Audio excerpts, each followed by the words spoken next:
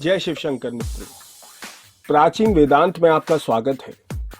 त्रेता युग में श्री राम और रावण युद्ध के बाद जब प्रभु श्री राम अयोध्या लौट आए तो उन्होंने अश्वमेध यज्ञ का आयोजन कराया। यज्ञ कराने के बाद अश्व को स्वतंत्र विचरण करने के लिए छोड़ दिया जाता था, जिसके पीछे यज्ञकर्ता राजा की सेना होती थी।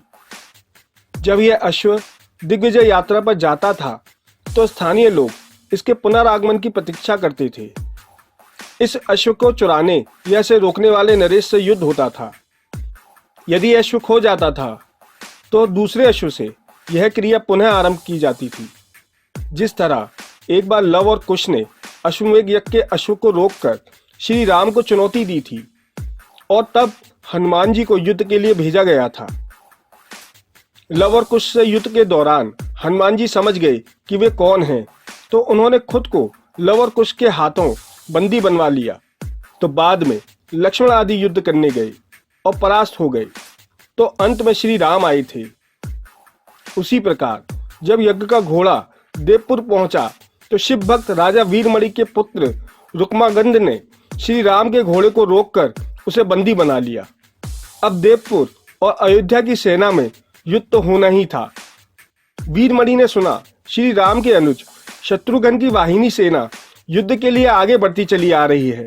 तब उन्होंने सशस्त्र सेना तैयार करने के लिए अपने प्रबल पराक्रमी सेनापति रिपुवार को आदेश दिया।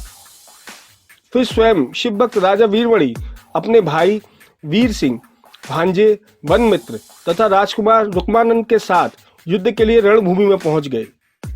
भीषण युद्ध हुआ जिसमें हनुमान जी ने सभी को पराजित कर दिया। अंत में वीरमणि को हनुमान जी ने मूर्छित कर दिया। शिव भक्त वीरमणि को शिवजी ने वरदान दिया था कि जब भी संकट आएगा तो वो उसकी सहायता के लिए अवश्य आएंगे। भगवान अपने गणों के साथ युद्ध के मैदान में पहुंच गए। गणों ने सभी कुछ छिन्न भिन्न कर दिया। वीरभद्र ने शत्रुघ्न के पुत्र पुष्कल का सिर काट दिया और शिवजी ने शत्रुघ्न को घायल कर दिया। हनुमान जी ने दोनों को रथ में रखा और सुरक्षित किया। फिर हनुमान जी सेना का मनोबल बढ़ाते हुए गर्जना करते हुए आगे बढ़े और शिवजी के सामने जाकर खड़े हो गए। फिर दोनों में भयंकर और प्रलयंकारी युद्ध हुआ। चूंकि हनुमान जी रुद्रावतार थे और उन्हें सभी देवी देवताओं ने वरदान दे रखा था कि कोई अस्त्र शस्त्र तुम्हें बांध नहीं सकता और ना ही तुम्हें पराजित कर सकता है। इस कारण भगवान शंकर और हनुमान जी का प्रलयंकारी युद्ध हुआ।